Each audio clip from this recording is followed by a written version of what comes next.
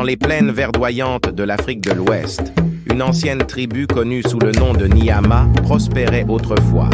Cette tribu, dotée de coutumes riches et de traditions puissantes, vivait en harmonie avec la nature et les esprits de leurs ancêtres. L'histoire de la tribu Nyama est une épopée de courage, de trahison et de survie, une saga qui nous ramène aux racines profondes des légendes africaines. Le village Nyama était un lieu de beauté et de paix.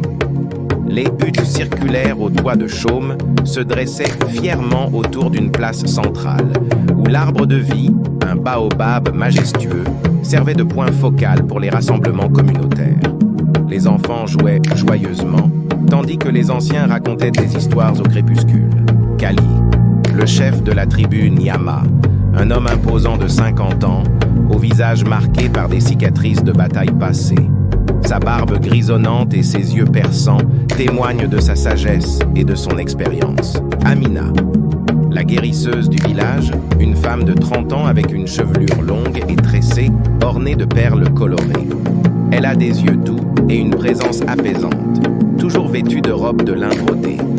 Bantu, un jeune guerrier de 20 ans, courageux et intrépide, avec un corps athlétique et des tatouages tribaux couvrant ses bras et son torse. Ses yeux brillants reflètent sa détermination. Un jour, Amina reçoit une vision inquiétante des esprits. Elle voit le village englouti par des flammes et envahi par des étrangers. Effrayée, elle se rend chez Kali pour lui révéler la prophétie.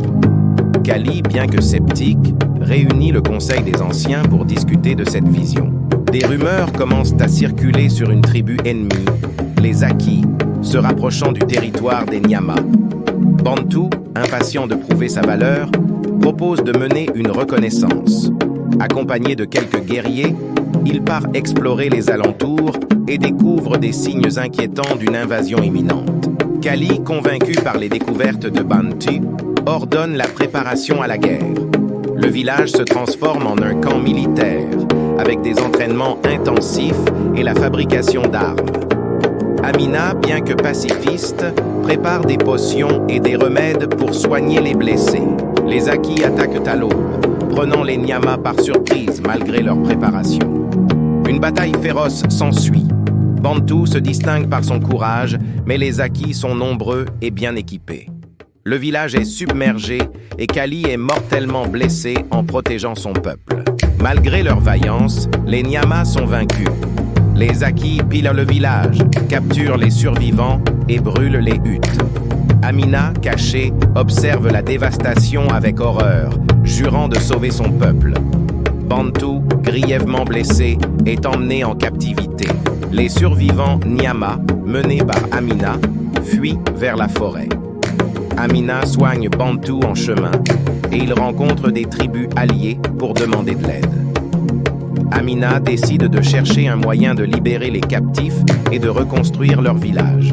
Amina et Bantu, avec l'aide des tribus alliées, planifient une attaque surprise pour libérer leurs camarades et reprendre leur village.